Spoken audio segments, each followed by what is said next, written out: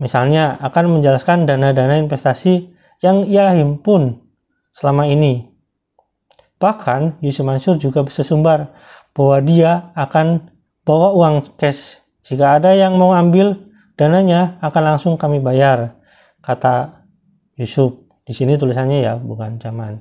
Waktu itu, di hari dan di tanggal yang telah ditentukan, pertemuan dengan para investor tidak pernah terjadi. Penulis yang tadinya mau diajak ikut keliling sebagian kota yang hendak disinggahi pada hari hanya tidak ada kabar. Ketika ditanya di mana tempat pertemuannya, tidak juga dijawab.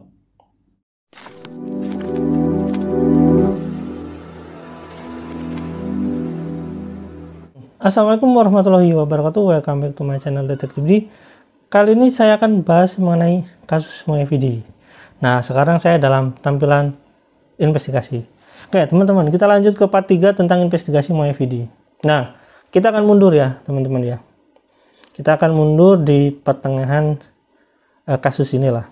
Jadi sebelumnya Yusuf Mansur itu pernah mengganti rugi Pak Darmansyah yang ikut investasi Muhyiddin. Nah, saya akan bacakan ya, ini dari Toyiba Channel. Nah, di sini ada gambarnya, nanti saya perlihatkan gambarnya teman-teman agar teman-teman bisa lihat nih. Di sana ada jaman. Oke. Nanti saya tampilkan di sini ya. Saya tampilkan di sini ya. Oke. Saya bacakan ya. Jika bertemu dengan orang-orang yang menagih investasi, Yusuf Mansur selalu nampak welcome. Tetapi jika diseriusi akan memerlukan waktu yang panjang dan proses melelahkan, endingnya lebih banyak gagal daripada berhasilnya. Darmansyah dari Surabaya. Nah, kebetulan Pak Darmansyah itu saya udah punya kontaknya, dan Pak Darmansyah sendiri ya saya rasa Pak Darmansyah orangnya welcome. Darmansyah dari Surabaya misalnya termasuk dari sedikit investor yang berhasil itu. Waktu itu di tahun 2014 Darmansyah ikut investasi Kondotel Muhyiddin. Catat ya, Kondotel Muhyiddin Yogyakarta dengan nilai Rp 40 juta lebih. Setahun kemudian awal 2015 dana dari Kondotel Muhyiddin dialihkan untuk diikutkan pada patungan usaha guna mengambil alih bangunan apartemen yang mangkrak di Jalan M. Toha, Tangerang, Banten. Bangunan apartemen itu disulap menjadi hotel bernama Hotel City yang mulai beroperasi tahun 2015.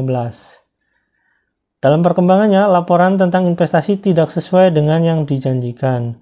Oleh sebab itu, Darmansyah melaporkan Yusuf Mansur ke Mabes Polri tahun 2017 atas dugaan melawan hukum.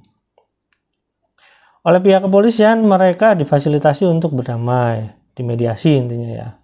Yusuf Mansur membayar ganti rugi sekaligus uang kerohiman. Ya, investasi kok ya uang kerohiman, jadi nggak ngerti saya. Investasi harusnya bagi hasil, imbu hasil atau bahasa-bahasa hukum harusnya ya. Darmansyah menerima perdamaian dengan Yusuf Mansur dengan catatan bahwa setelah dirinya, para investor yang hendak mengambil uangnya akan dipenuhi. Catat ya, di sini Yusuf Mansur dengan catatan bahwa setelah dirinya, Darmansyah ya, setelah dirinya menerima, Yusuf Mansur pingin teman-teman investor ini uangnya dikembalikan juga. Komitmen itu tertuang dalam perjanjian tertulis. Oleh sebab itu, pada bulan Oktober 2017, Yusuf Mansur mengundang para wartawan dan menjelaskan perihal dana investasi patungan usaha, patungan aset, serta investasi Kondotel Muhyiddin yang semuanya dananya sudah ditanam untuk Hotel City. Kepada para wartawan, Yusuf Mansur sesumbar bahwa pada bulan November 2017 dia bersama timnya akan mengadakan roadshow ke 8 kota di Indonesia. Misalnya akan menjelaskan dana-dana investasi yang ia himpun selama ini. Bahkan Yusuf Mansur juga bersumbar bahwa dia akan bawa uang cash. Jika ada yang mau ambil dananya akan langsung kami bayar, kata Yusuf. Di sini tulisannya ya, bukan zaman. Waktu itu, di hari dan di tanggal yang telah ditentukan, pertemuan dengan para investor tidak pernah terjadi. Penulis yang tadinya mau diajak ikut keliling sebagian kota yang hendak disinggahi pada hari hanya tidak ada kabar. Ketika ditanya di mana tempat pertemuannya, tidak juga dijawab. Nasib Darmansyah masih mujur, tetapi puluhan bahkan ratusan orang yang hendak mengambil dana investasinya tidak semujur Darmansyah. Darmansyah ini orang Surabaya ya. Tengoklah apa yang dialami oleh Ibu Helwa, mantan TKW di Hong Kong. Ini lebih dari 50 juta menanam uangnya di Kondotel Mulyavidi dan PSI ya, cikal bakal Paytren. Di tahun 2014, janji-janji muluk disampaikan oleh Yusuf Mansur tentang Kondotel Mulyavidi, misalnya pada investor dijanjikan dalam setahun bisa menginap gratis. Bagi mereka yang setiap bulan menjadi donatur, tetap bersabar. Tetap sebesar 300 juta akan diberikan kemudahan jika anak atau keponakannya mau mondok di Darul Quran. Ketika Helwa pulang ke tanah air dan hendak memasukkan keponakannya ke Darul Quran, ternyata tidak gratis. Kondotel Mulyavidi pun sampai sekarang tidak ada bekas-bekasnya. Helwa sudah sesusah payah mendatangi kantor Paytren di Bandung, hasilnya nihil. Mencari tahu bangunan Kondotel Mulyavidi di Jakarta, ternyata juga hanya pepesan kosong. Sampai hari ini Helwa masih berjuang mencari keadilan. Ada juga kisah Nanang dari Surabaya. Uangnya sebesar 10 juta sebagian peserta patungan usaha dijanjikan akan dikembalikan. Karena itu ia diminta untuk menunjukkan bukti-bukti kepesertaannya. Semua permintaan dari Yusuf Mansur dipenuhi, tetapi sejak 2018 sampai sekarang sesen pun investasi tidak kembali. Oke, kita merujuk ke sini ya teman-teman. Jadi dari kasus Pak Darmansyah ini kita bisa melihat bahwasanya keterkaitan Yusuf Mansur dengan kasus ini bisa dikatakan sangat terkait ya dengan pengumpulan investasi Mulyavidi ini.